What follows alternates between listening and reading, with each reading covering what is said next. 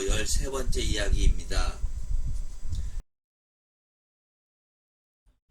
장기간 하루 평균 3시간 이상 TV를 시청해온 사람들이 꾸준히 운동을 해온 사람들보다 치매에 걸릴 확률이 최대 2배 이상 높다는 실험 결과가 나왔습니다. 미국 샌프란시스코 재향군인 건강연구소 연구팀은 18살에서 30살 사이 성인 남녀 3,200여 명을 대상으로 25년간 추적 조사한 연구 결과를 최근 미국 의사협회 정신의학 저널에 발표했다고 로스앤젤레스 타임스가 전했습니다. 지속적으로 운동을 하지 않고 하루 평균 3시간 이상 TV를 시청한 사람들은 하루 시청 시간이 3시간 이하인 사람들보다 인지처리 능력이 65% 이상, 실행 능력은 56% 이상 떨어진 것으로 조사됐습니다. 특히 하루 평균 3시간 이상 TV 시청에다 운동을 하지 않았던 사람들은 중고강도 운동을 꾸준히 해온 사람들보다 인지처리 속도와 실행 능력에서 최대 2배 가까이 떨어진 것으로 나타났습니다.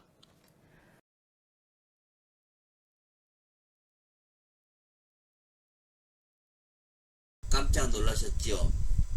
예수님 죽음 이야기라고 하더니 난데없이 뉴스가 나왔습니다.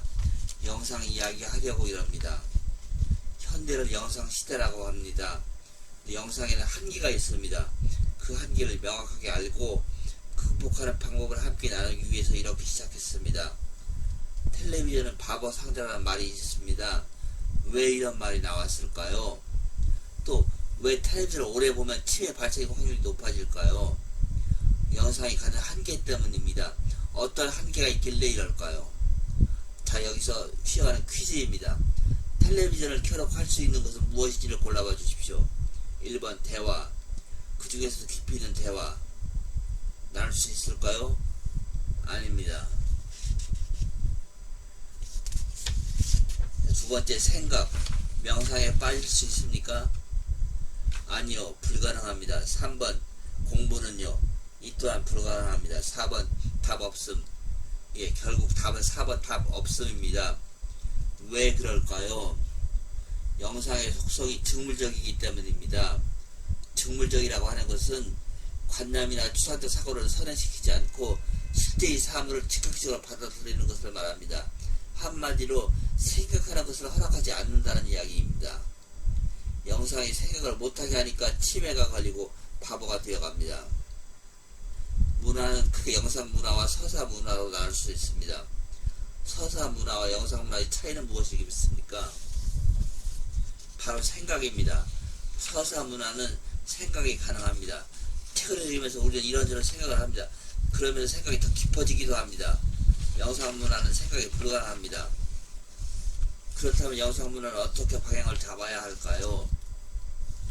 생각이 불가능하다는 영상이 생각을 가능하게 하면 어떨까요? 그렇게만 된다면 정말 대박입니다. 즉물적이기 때문에 이해와 느낌이 쉬우면서도 사고가 가능하게 됩니다. 그게 가능할까요? 예, 가능합니다. 예수님이 돌아가시기 전 12시간 다르던 패션 오브 크라이스트에 대한 장면이 생각이 가능한 분위기일까요? 이런저런 생각할 필요 없습니다. 이성을 잠재우십시오. 리마리오가 말했죠. 본능이 충실하라. 여러분이 느끼는 것이 정답입니다. 이 부분 크게 들어보시면 여러분의 가슴을 치는 부분이 있을 겁니다. 그걸 찾아서 가슴을 치는 이유를 생각해 보십시오. 힐이 지나갑니다. 정신줄 바짝 잡아당기고 보십시오. 이 부분을 슬로우 비디오로 제작할까도 생각해 봤습니다. 바로 접었습니다.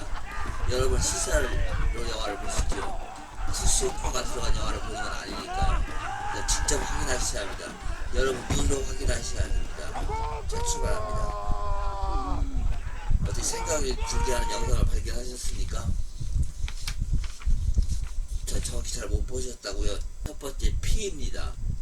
영화에서 예수님 역할을 한 멜 깁슨의 손에 못을 박을 수는 없습니다. 그럼 어떻게 해야 그런 느낌, 즉 손에 못을 박았다는 느낌이 올까요? 피가 생생하게 나는 장면을 표현하면 되겠죠. 자, 이 장면을 보십시오. 어떤 느낌이 드십니까? 손에서 흘린 피가 나무를 타고 흘러내린다는 생각이 들지 않습니까? 뭐라고요? 생각이요? 예, 생각입니다. 생각. 자, 다시 한번 퀴즈. 미인을 어떻게 보아야 그가 가진 아름다움을 제대로 볼 수 있을까요? 1번 옷을 벗겨서 내 앞에 서게 한다. 2번 거울을 통해 본다.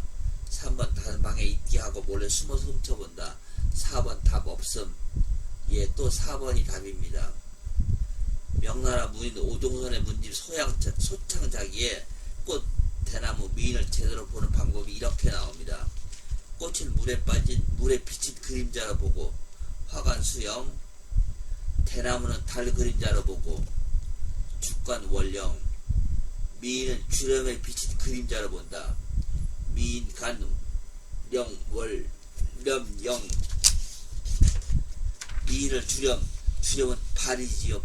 발을 치고 그것도 실물이 아니라 그림자로 보아야 제대로 보인답니다.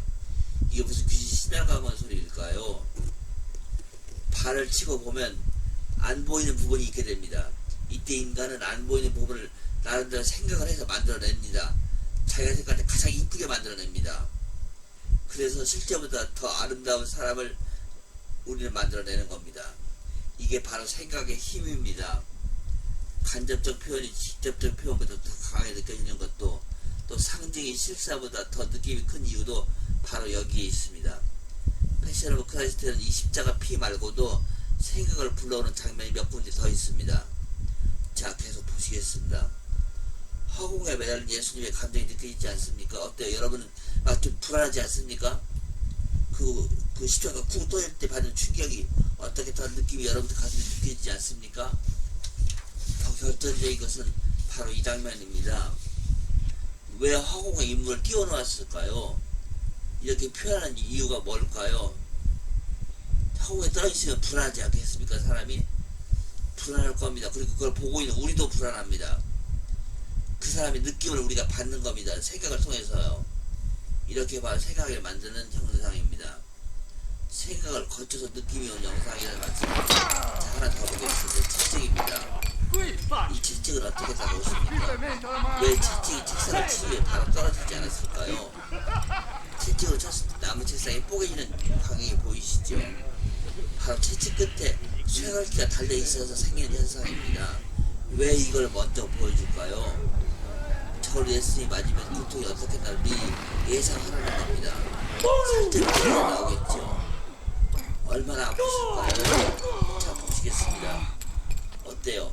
채찍이 예수님이 바로 떨어지지 않고 시간차를 가지고 떨어지지 않습니까? 예수님이 살 뜯겨져 나오는 느낌이 들지 않습니까? 이렇게 영상의 생각을 들어서 영상은 아주 강한 효과를 냅니다. 생각을 하는 영상의 예로 한 장면만 더 보겠습니다. 채찍에 맞은 예수님이 다른 곳으로 옮겨진 후에 여인 2명, 아마 막달라 마리아와 어머니 마리아로 보이는 여인 2명이 기다린 피자국을 닦습니다. 아니, 정성들이 닦습니다.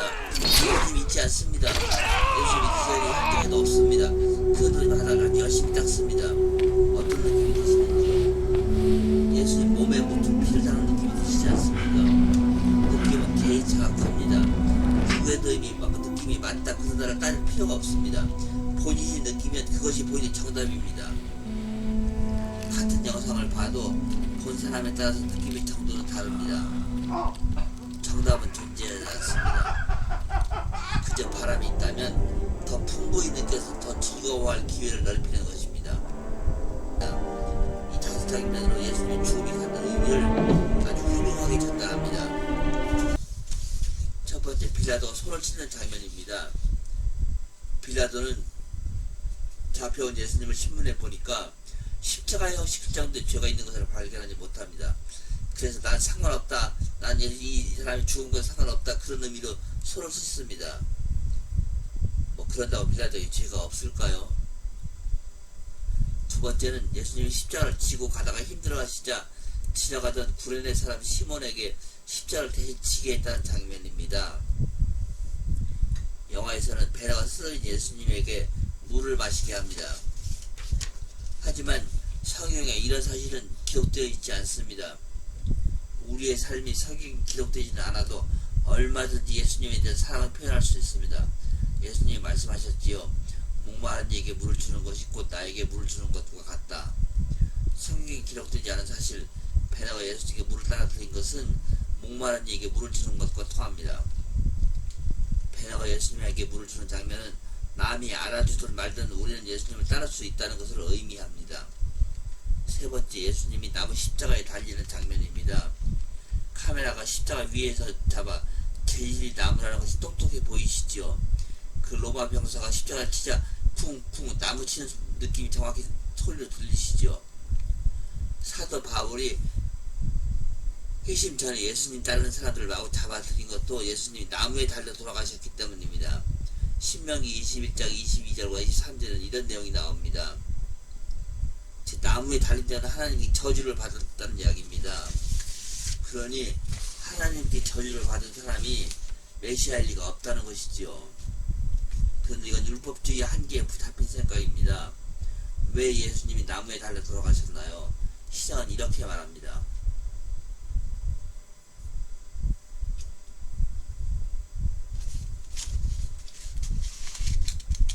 나무에 달리신 것이 우리들이 받아야 할 저주를 대신 받기 위함이었다는 것입니다. 네 번째 장면은 예수님이 돌아가시는 장면입니다. 예수님이 태어나실 때 찾아왔던 동방박사 중 한 명인 발자크는 짧은 몇 마디에서 예수님 마음 죽음의 의미, 즉 복음을 전해줍니다. 베라가 예수님이 무슨 죄를 저렇게 되느냐고 묻자 발자크가 답합니다. 우리의 모두의 죄를 뒤집어 쓰셨다.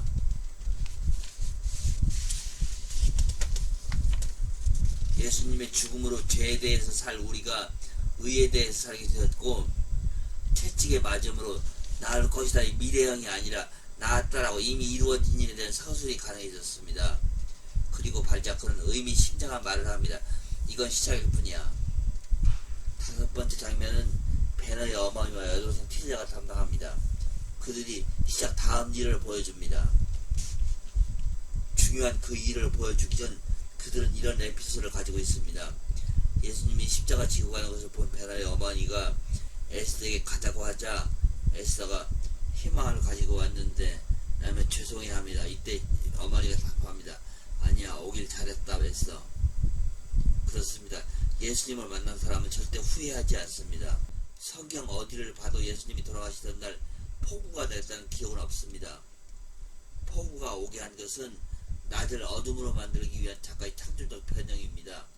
어둠은 무채색입니다. 색이 없습니다. 유채색의 세상은 환상을 만들어내지 못합니다. 너무 현란하기 때문입니다. 무채색은 환타지를 만들 수 있습니다. 왜냐하면 색이 없기 때문에 가능합니다.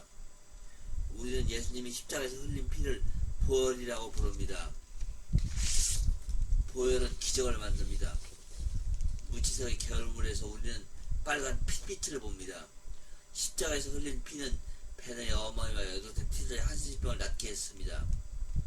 아마 그 죽음의 계곡에 있던 모든 한신병 환자를 다 낫게 하지 않았을까 싶습니다. 복음의 믿음의 확장성입니다.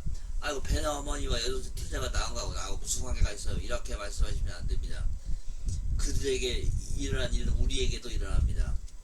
보십시오. 겨울물이 채채히 흘러내립니다. 이제 저 겨울물 우리에게 닿게 겁니다. 예, 우리 부릅시다. 오세요 예수님, 우리에게 오세요. 저희의 정강이를 넘쳐서 허리에까지 목에까지 다 차게 넘쳐주세요. 저희를 적셔주세요. 오세요 예수님, 우리에게 와주십시오. 아멘, 아멘, 아멘. 배너 14번째 이야기는 배너의 변화와 함께 배너 이야기를 끝냅니다. 13번째 이야기는 여기까지입니다. 안녕히 계십시오. 14번째에서 뵙겠습니다.